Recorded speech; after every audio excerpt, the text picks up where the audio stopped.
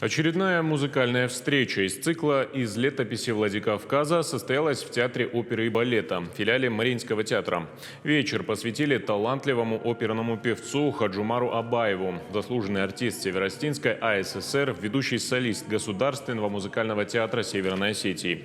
Он был одним из первых, кто внес вклад в развитие оперы на Северном Кавказе. Его фантастический голос знали за пределами республики.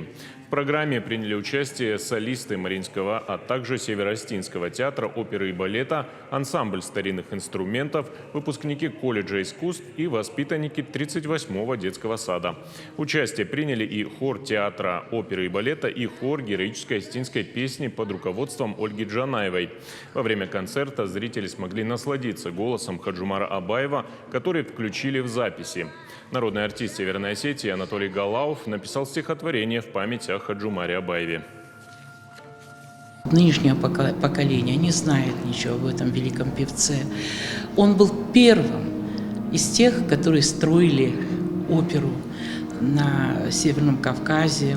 Ему было трудно. И он, и те, которые вместе с ним приехали из Московской консерватории. Но, конечно же, это был самый великий голос. Когда-то этот человек, стоя за кулисами, вот именно здесь, на сцене, подозвал меня, он уже не пел, и сказал: девочка, подойди сюда.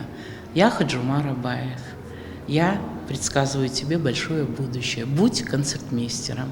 Я эти слова запомнила, а потом он мне предложил вместе с ним немножечко в классе позаниматься. И вот этот голос, не голос, а просто какой-то рык льва, в то же время бархатный, красивый, темный, глубокий. Я больше никогда в жизни не слышала таких басов.